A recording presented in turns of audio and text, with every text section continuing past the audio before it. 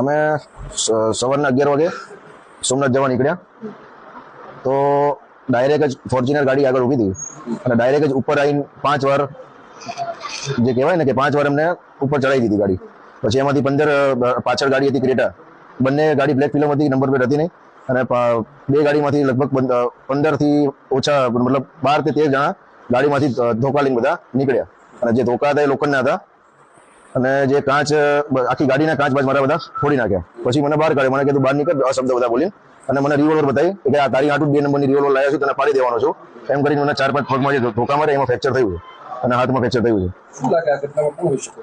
કોઈ હોઈ શકે નહીં, દેવાયત ખબર પોતે જ છે.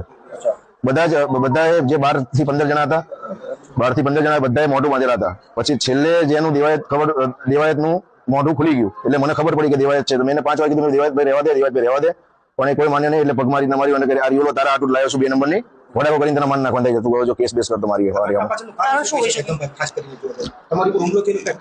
હુમલોમાં એવું હતું કે કાલે હું ભાવનગર હતો, ભાવનગરથી ગીર જવા નીકળ્યો હતો.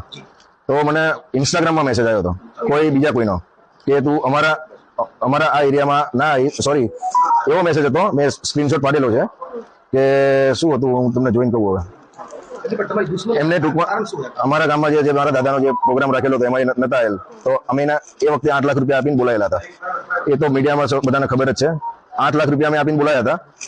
તો પછી છતાં એ આયા નહીં અને પછી જે બધી ઘટના થયું એ કર્યું બીજા બધાએ અને બધું કર્યું અમારી ઉપર કે તે કર્યું છે એમ.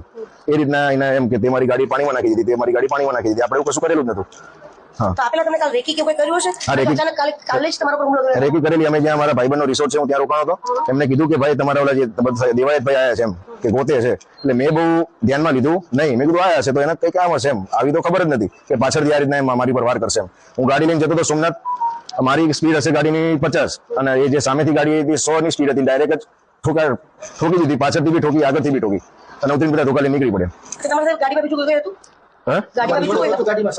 ગાડીમાં અમે 3 જણા હતા. મારો ચેન લઈ ગયા અને 42 કે 43,000 રૂપિયા સમથિંગ પડ્યા હતા, એ લઈ ગયા, એ લૂંટ કરી. હા, ચેન મારો 15 થી 17 તોલાનો હતો, બિલ બી છે મારી જોડે.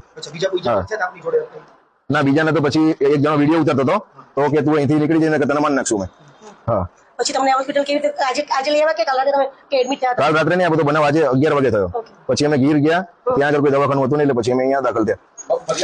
હા, ફરિયાદ કરી છે ને.